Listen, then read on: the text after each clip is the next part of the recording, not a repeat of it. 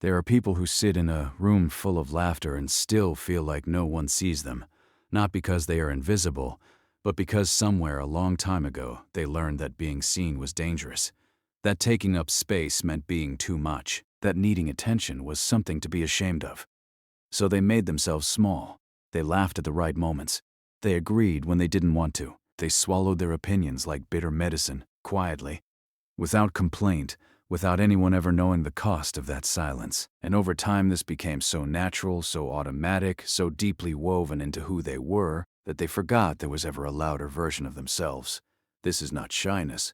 This is not introversion. This is something much older, much quieter, much more painful. It is the wound of a child who once reached out and found no one there. There is a name for this feeling, but the name doesn't matter as much as the ache of it, because it doesn't feel like a concept. It feels like standing behind glass at your own life, watching everyone else exist so effortlessly, so loudly, so freely, while you rehearse your sentences before you speak them, while you apologize for taking up space, while you check and recheck, silently and constantly, whether you are truly wanted in the room or simply being tolerated. And the exhausting part is that nobody around you even knows this is happening.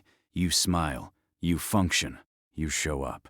But inside, there is a quietness that has nothing to do with peace. This pattern almost always begins long before you are old enough to understand it, not necessarily through cruelty, sometimes through absence. A parent who was physically present but emotionally somewhere else. A home where feelings were not punished but simply ignored, passed over, left on the table like something no one wanted to touch. Where you learned, slowly and without a single word being said, that your inner world was not safe to bring into the outer one. And children are the most brilliant adapters in the world. They do not think my needs are being ignored. They think my needs are the problem. They think I am too sensitive, too needy, too loud. So they shrink. They become experts at reading the room, at making others comfortable, at giving and giving and giving, because giving feels so much safer than asking. Because asking, once upon a time, led to nothing. And nothing, at that age, feels like everything falling apart. But here is what I need you to hear. That smallness you carry was never a flaw. It was armor. It was the most intelligent, most loving thing a younger version of you could do to survive an environment that did not have room for your full self. You were not broken. You were adapting. You were protecting the most tender parts of yourself the only way you knew how. The problem is not that you built the armor. The problem is that you are no longer in that war.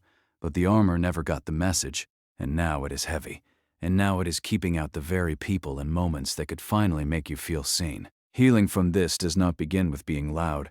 It does not begin with grand gestures or forced confidence, or walking into rooms and demanding to be noticed. It begins much smaller than that.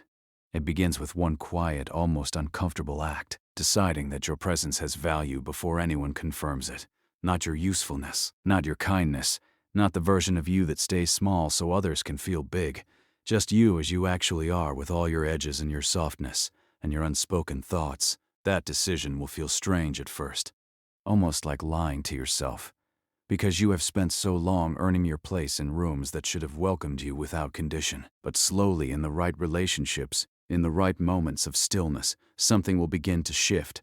You will speak before you rehearse. You will stay when you used to leave. You will let someone see you, really see you, without immediately bracing for disappointment. And one day, without quite knowing when it happened, you will realize you are no longer standing behind the glass. You are in the room. You are part of it. Not because you finally became enough, but because you stopped believing the voice that said you weren't. You were never too much. You were never too much. You were never too little. You were just in the wrong rooms waiting for permission that was always yours to give.